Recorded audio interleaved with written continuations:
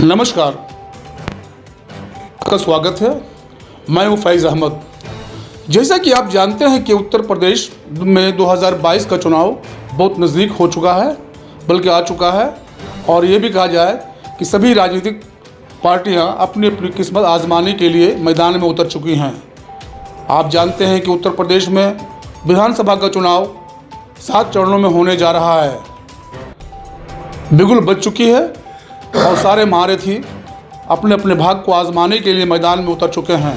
ऐसी स्थिति में हम आप लोग के सामने एक ऐसे व्यक्तित्व की ऐसे लोग को लाने जा रहे हैं जिन्हें धार्मिक, सामाजिक और राजनीतिक इन सभी विद्याओं में पूरी तरह से निपुण है। जी हाँ, मैं बात कर रहा हूँ महास्वामी श्रीमद धर्मदत्त महाराज जी, अंतर्राष्ट्रीय अध्यक्ष, विश्व गुरु भारत परिषद सदस्य, सर्वोच्च समिति, अखिल भारतीय रामराज्य परिषद संरक्षक, अखिल भारतीय क्षत्रिय महासभा की। इनके अलावा मैं आपको मिलवाने जा रहा हूँ मौली आदित्य श्री जी, जो हरिद्वार से बिलोंग करती हैं और ये स्वामी स्वरूपानंद सरस्वती जी की शिष्या भी हैं। आइए मिलाते हैं, आइए बैठकर बात करते हैं इन महारथियों से और देखते हैं कि आज के राजनीतिक माहौल में क्या होने जा रहा है। गुरु जी, आप अपना एक संक्षिप्त परिचय हमारे दर्शकों को दीजिए।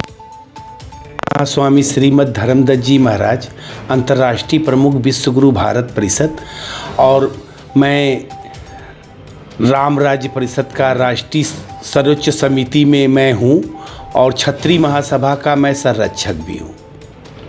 गुरु जी, आपने कोई एक राजनीतिक पार्टी भी गठित किया है जिनके आप संरक्षक हैं?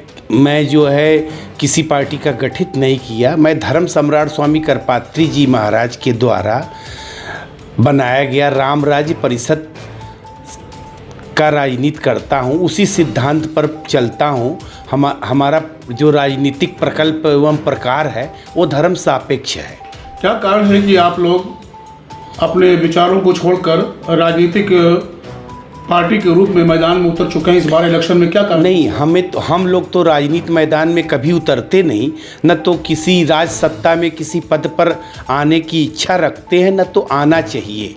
लेकिन आपकी पार्टी जिनके आप संरक्षक भी हैं, वो तो इस बार चुनावी मैदान में है। हाँ, चुनावी मैदान में है। रामराज सिद्धांतों को लेकर के, रामराजवादी सिद्धांत जो है उसमें विश्व का कल्याण सुनिश्चित है और हम लोग प्रकृति एवं परमात्मा के सिद्धांतों को मानने वाले हैं। इसलिए हम लोग उस संगठन का, उस राजनीतिक दल का हम लोग समर्थन करते हैं और उसके लिए हम लोग प्रचार प्रसार भी कर रहे हैं। कितने सालों से अभी तक कोई भी ऐसी पार्टी चुनावी मैदान में नहीं दिखाई पड़ी थी। क्या भाजपा की पॉलिसी, उनकी नीतियां क्या आप लोगों के विपरीत है? बिल्कुल, भाजपा की एवं संघ हमारा जो अभियान है संघ भाजपा कांग्रेस मुक्त भारत है, क्योंकि भारतीय जनता पार्टी ने धर्म के नाम पर अधर्म फैलाया है। उसका जो सरकारी हिंदुत्व है वो धर्म का गला घोट दे रहा है।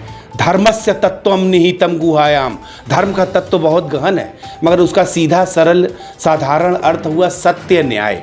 जैसे हमें भूख या प्यास लगेगी, हम अपने जीवन रक्षा के लिए सत्य बोलेंगे। हमें भूख लगी या प्यास लगी है। मैं ये जानना चाहता हूँ कि भारतीय जनता पार्टी जो हिंदुत्व का नारा देती है, ये क्या चीज़ है? भारतीय जनता पार्टी हिंदुत्व का नारा देकर के विदेशी शक्तियों के संकेत पर यहाँ अधर्म फैला रही है। गोमांस निर्यात में भारत का नाम फर्स्ट पर है। होमोसेक्सुअल दुराचार आदि का कानून बन गया और तमाम मठ मंदिरों को कब्जा करके सेकुलर सरकार का, संविधान का शपथ लेने वाली भाजपा सरकार उसको बनाने का प्रयास कर रही है और बना भी रही है। इसका मतलब ये होता है कि आपकी नीतियाँ और बीजेपी की नीतियाँ, इन दोनों में आसमान जमीन का फर्क है। धर्म फैला रही है। गोमांस निर्यात में भारत का नाम फर्स्ट पर है। होमोसेक्सुअल दुराचार आदि का कानून बन गया और तमाम मठ मंदिरों को कब्जा करके सेकुलर सरकार का, संविधान का शपथ लेने वाली भाजपा सरकार उसको बनाने का प्रयास कर रही है और बना भी रही है। इसका मतलब ये होता है कि आपकी नीतियाँ और बीजेपी की नीतियाँ, इन दोनों में आसमान जमीन का फर्क है। 100%। मुझे सर एक बात समझाइए कि ये सनातन धर्म और हिंदुत्व, इन दोनों में मौलिक अंतर क्या है? सनातन धर्म पूर्व जन्म आधारित और वर्णाश्रम व्यवस्थित है। इसमें नर से नारायण बनने की सुंदर व्यवस्था है। मगर जो इन लोगों का हिंदुत्व है वो अधर्म पर आधारित है, वर्णाश्रम विहीन है और दुराचार को प्रोत्साहित करता है। तो फिर देश के सहिष्णुता को बरकरार रखने के लिए ऐसी नीतियाँ नहीं होनी चाहिए? कभी नहीं होनी चाहिए। भाजपा में ज़्यादातर आर्य समाजी लोग हैं। आर्य समाजी एक विदेशियों के संकेत पर दयानंद ने गठन किया था। आज नमाजियों से नहीं, आर्य समाजियों से धर्म को खतरा है। प्राचीन काल में जिस तरह से राम राज की बात कही जाती थी, आपकी पार्टी की जो नीतियां हैं वो भी राम राज पर ही आधारित है? राम राज पर आधारित है और राम राज में कुत्ते को भी न्याय सुलभ था। मगर आज क्या हो रहा है, न्याय का गला घोट दिया जा रहा है। सुप्रीम कोर्ट पर जजों पर किसका काबू है ये सब लोग जानते हैं। महाराज जी, मुझे ये बताएं कि अभी जो इलेक्शन होने जा रहा है, इस इलेक्शन का मुख्य मुद्दा क्या होना चाहिए? मुख्य मुद्दा ये होना चाहिए धर्म और अधर्म। जैसे महाभारत का युद्ध था, धर्म अधर्म सत्य न्याय के बीच में हुआ था, उसी तरह ये होना चाहिए। लेकिन यहाँ तो अधर्म का ही बोलबाला लग रहा है। हाँ, ऐसे ही चल रहा है। ये लोगों ने अपने प्रचार तंत्र से ऐसा माया फैलाया है जिससे कि यही लोग आ रहे हैं, जबकि इनकी सरकार नहीं आ रही है। ये इनको जनता समझ चुकी है, ये रसातल में जा रहे हैं।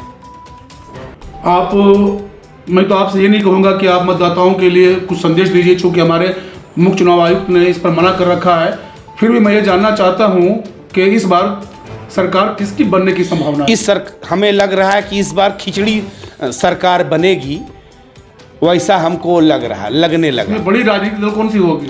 बड़ी राजनीतिक दल, इसका अभी कोई हम वो निर्णय नहीं दे सकते। आप हमारे प्रदेशवासियों के लिए कुछ संदेश देना चाहते हैं? मैं सबसे यही संदेश देना चाहूँगा कि वे भ्रमित न हो और वे अपने वो धर्म पर विचार करके, सत्य न्याय पर विचार करके वे अपना मतदान करें। अब मैं आप लोगों के सामने एक ऐसी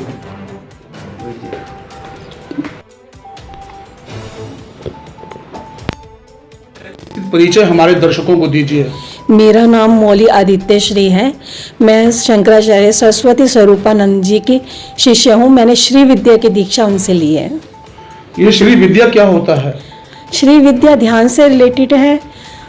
जो प्रकृति की रचना कैसे हुई उसको हम इसको जान सकते हैं इसके माध्यम से, श्री विद्या के माध्यम से।